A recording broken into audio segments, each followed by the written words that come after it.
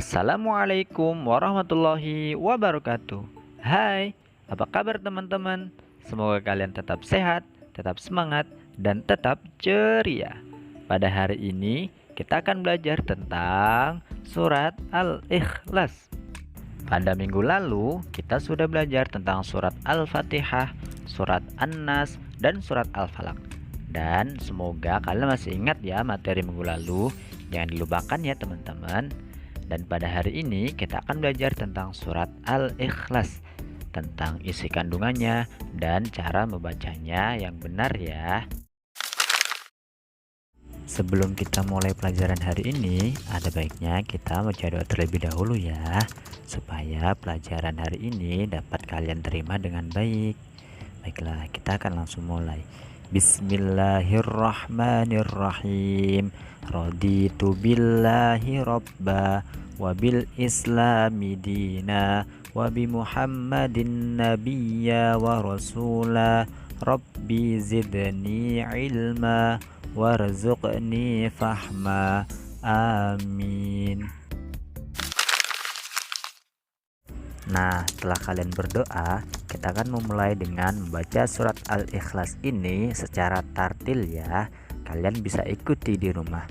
A'udzu billahi minasyaitonir rajim. Bismillahirrahmanirrahim. Qul huwallahu ahad. Allahus samad.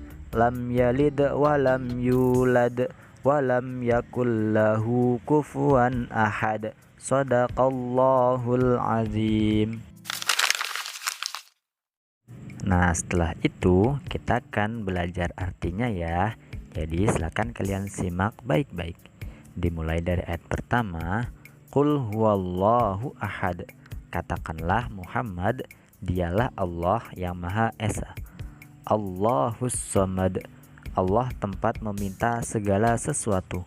Lam yalid walam yulad. Allah tiada beranak dan tidak pula diperanakan. Walam yakullahu kufuwan ahad. Dan tidak ada sesuatu yang setara dengan dia. Itulah tadi surat Al-Ikhlas beserta artinya ya. Dan sekarang kita akan belajar tentang isi kandungan surat Al-Ikhlas. Teman-teman, surat Al-Ikhlas ini terdiri dari 4 ayat ya. Dan surat Al-Ikhlas ini termasuk golongan surat Makkiyah. Ada yang masih ingat kenapa disebut surat Makkiyah? Iya, benar sekali. Disebut golongan surat Makkiyah karena surat ini turun di kota Mekkah. Surat Al-Ikhlas ini diturunkan sesudah surat An-Nas ya. Dan surat Al-Ikhlas ini terletak pada urutan ke-112 pada Al-Quran. Teman-teman, ada yang sudah tahu apa arti dari Al-Ikhlas ini? Artinya adalah suci atau murni. Karena surat ini sepenuhnya menegaskan tentang kemurnian keesaan Allah Subhanahu wa Ta'ala. Karena Allah itu esa atau artinya adalah tunggal, bukan satu, bukan dua, dan tidak berbilang. Adapun isi pokok dari surat Al-Ikhlas ini yaitu tentang Allah itu ahad. Artinya adalah Allah itu esa atau tunggal. Kita harus mentauhidkan atau mengesakan Allah dari segala kesyirikan. Yang selanjutnya menolak segala macam kesyirikan, yang artinya menyekutukan atau menyamakan Allah dengan zat lain. Adapun orang yang berbuat menyekutukan Allah dengan benda lain itu disebut musyrik. Maksudnya adalah mempercayai bahwa ada zat lain yang memiliki kekuatan seperti kekuatan Allah Subhanahu wa Ta'ala. Orang yang syirik atau menyekutukan Allah itu dosanya tidak diampuni oleh Allah Subhanahu wa Ta'ala, meskipun dia itu ahli ibadah atau ahli zikir.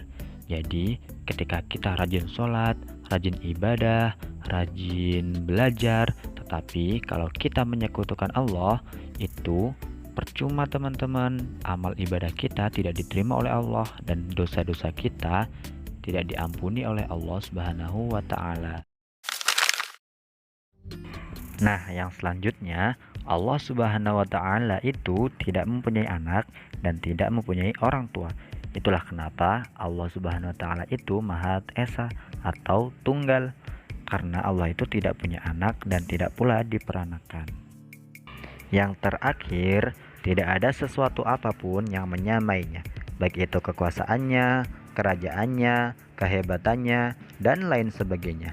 Dan kita juga tidak boleh percaya ya bahwa ada yang lebih hebat atau ada yang lebih sempurna dari Allah ya. Karena itu termasuk perbuatan syirik atau menyekutukan Allah. Nah, itulah tadi pembahasan tentang surat Al-Ikhlas beserta isi kandungannya ya. Semoga dapat kalian pahami dengan baik. Dan untuk pertemuan hari ini cukup sekian dulu ya. Kita sambung di pertemuan minggu depan. Bapak mohon maaf jika ada yang kurang jelas. Dan kita akhiri dengan baca hamdalah. Alhamdulillahirabbil alamin. Bapak akhiri. Assalamualaikum warahmatullahi wabarakatuh.